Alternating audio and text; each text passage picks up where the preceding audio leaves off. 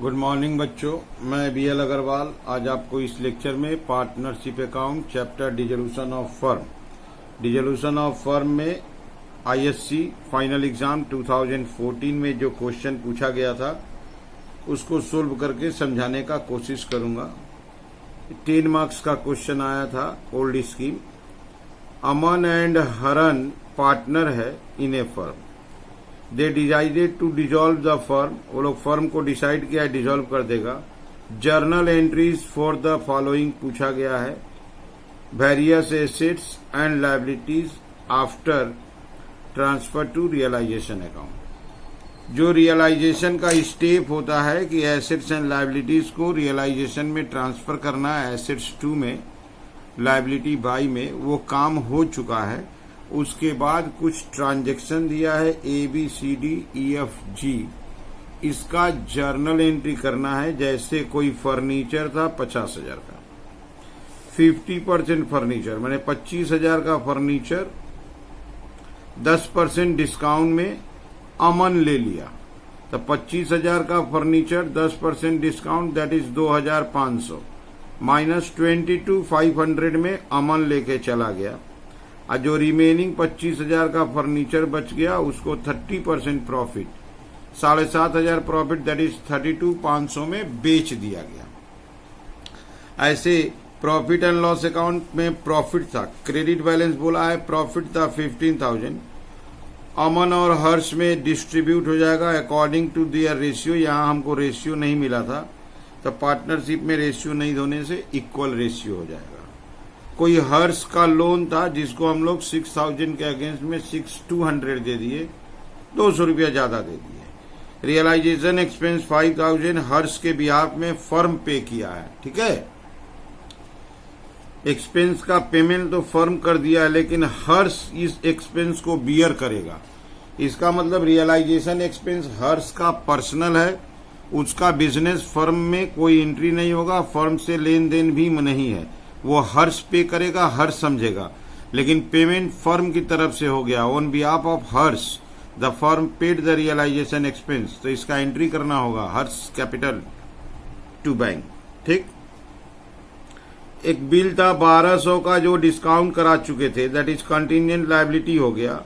उस बिल का पेमेंट करना पड़ा, बिल डिजनर हो गया है। सोहन जो डेटर था इंसॉल्वेंट हो गया, तो कंटिजेंट लायबिलिटी 1,200 का पेमेंट पूरा करना पड़ेगा, लेकिन सोहन से मात्र 25% 300 मिलेगा, तो वहां भी 2 एंट्री होगा। क्रेडिटर 6,000 पाता था, जो हमारा स्टॉक 5% डिस्काउंट में ले लिया। अगर कोई लायबिलिटी कोई एसेट्स को ले लेता है तो उस ट्रांजैक्शन का एंट्री नहीं करते हैं, और रिमेनिंग लायबिलिटी अगर बच जाए तो उसका पेमेंट करते हैं। तो 6,000 का क्रेडिटर जो स्टॉक लिया था 5% माइनस करके 4,750 में, तो 1,250 बच गया, जिसको हम लोग पेमेंट करने का एंट्री करेंगे। ये लॉस है, लॉस को ओल्ड पार्टनर रेशियो में डिस्ट्रीब्यूट कर देंगे। तो ये हो गया एक सम जिसमें ओनली ट्रांजैक्शंस दिया है। आपको जर्नल एंट्री लिखना है, एक एक जर्नल एंट्री लिखते हैं। चलिए देखते हैं कैसे सोल्व होगा, ठीक है।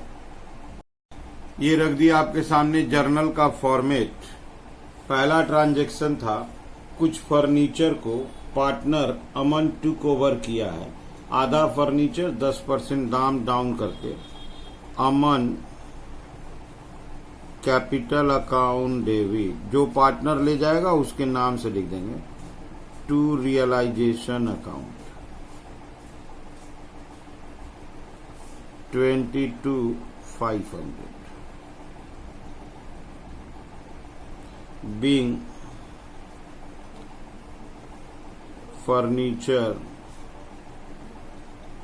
taken over by him। 50,000 का फर्नीचर का 50%, 25,000 10%, 2,500 कम करके 22,500 में हमारा पार्टनर अमन फर्नीचर ले गया, तो रियलाइजेशन का बाई में लिखते हैं, बाई अमन कैपिटल। तो entry will be Aman capital debit to realization. जो आधा 25,000 का फर्नीचर बच गया उसको 30% प्रॉफिट में बेच देंगे। 25,000 का 30% 7,500 32,500 में बेच देंगे, इसलिए bank account debit to realisation account. चाहते तो दोनों एंट्री कंपाउंड हो सकता था, being furniture sold at a profit of 30%। तो 50,000 का हाफ 25,000, 30% प्रॉफिट 7,500, तो 32,500 में फर्नीचर को हम लोग सेल कर दिए।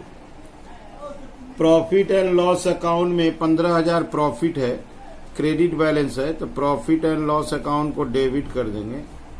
Profit and loss account debit 15,000, partner में डिस्ट्रीब्यूट कर देंगे अमन और Harsh to Aman capital account, to Harsh capital account. इनके रेशियो में डिस्ट्रीब्यूट हो जाएगा, रेशियो नहीं दिया है तो हाफ हाफ हो जाएगा, 7,500 7,500। Being profit and loss account distributed, तो पुराना प्रॉफिट था इसलिए पार्टनर्स में डिस्ट्रीब्यूट कर दिए, तो being profit and loss distributed. ये बी नंबर हो गया। पहले किए थे ए नंबर, डेट वाला कॉलम में सीरियल नंबर दे देते हैं, और ये कर दिए बी नंबर। ठीक है, अब सी नंबर की तरफ चलते हैं। नंबर सी में लोन का पेमेंट हो गया 6,000 के बदले में 6,200 पेमेंट हुआ है, तो उसका लोन लिखते हैं Harsh loan account debit. Harsh loan account debit 6,200 extra payment हुआ है, तो वो रियलाइजेशन में चला जाएगा, इंटरेस्ट है। Realization account debit 200 to cash या बैंक अकाउंट 6,200। बेसिक पेमेंट हुआ, एक्स्ट्रा मनी रियलाइजेशन में being Harsh loan paid including interest.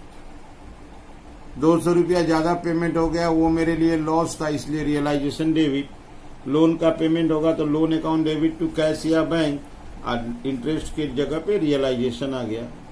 D number, realization का एक्सपेंस पर्सनल था हर्ष का, पेड बाई फर्म है इसलिए एंट्री होगा Harsh capital account debit to bank account,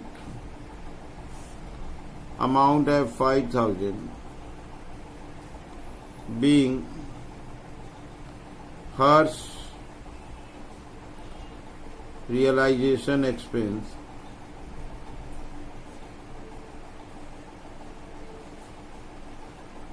paid by firm. Harsh का वो खर्चा था, हम पे कर दिए, हर्ष से लेंगे, हर्ष कैपिटल को डेबिट कर देंगे, हर्ष कैपिटल अकाउंट डेबिट और to bank account. Number E, कोई बिल है जो डिजॉनर हो गया 1,200 का, तो बिल अगर डिजॉनर होता है तो हमको पेमेंट देना पड़ेगा। रियलाइजेशन अकाउंट डेबिट 1,200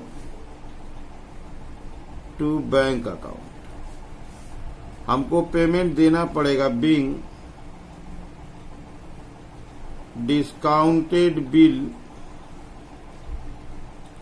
डिजॉनर्ड, कोई बिल था जो पहले डिस्काउंट कराए थे, आज वो डिजॉनर हो गया, तो उसके बदले में हमको तो पेमेंट देना ही पड़ेगा, तो हम लोग पेमेंट दे दिए। ठीक है, अब वो जो बिल डिजॉनर हुआ तो डेटर हमको 25% कैश दे देगा, तो बैंक अकाउंट या cash account debit to realisation account 25% 300, being first and final dividend received.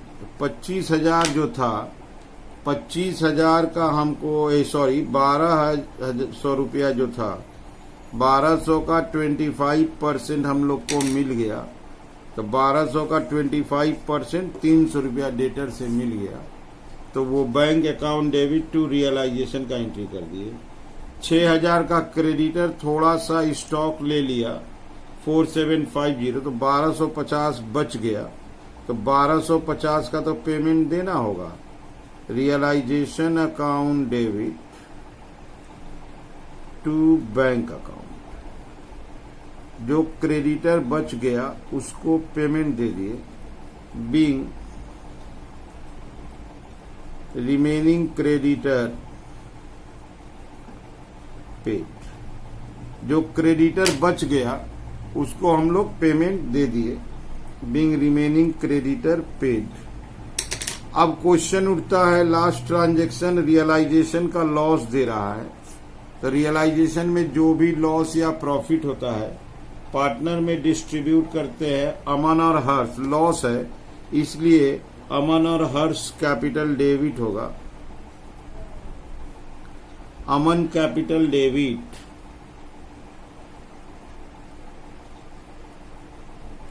Harsh capital debit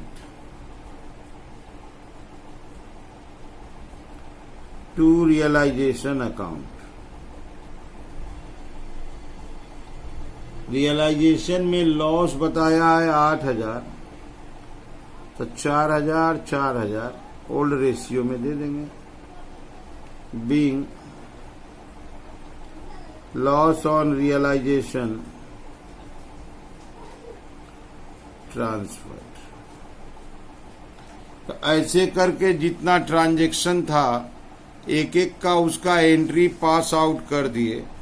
अगर आप देखो तो assets taken over by partner होने से partner capital to realization, assets बेचने से बैंक टू रियलाइजेशन, वो एंट्री कर दिए।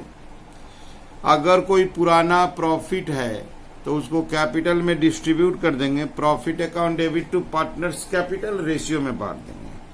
और लोन का पेमेंट करेंगे तो loan account debit to bank, और डिफरेंस जो इंटरेस्ट था उसके लिए रियलाइजेशन आ जाएगा।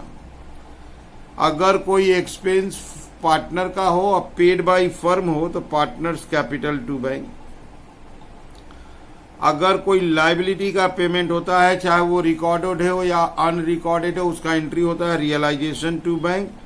एसेट से पैसा मिले तो बैंक टू रियलाइजेशन।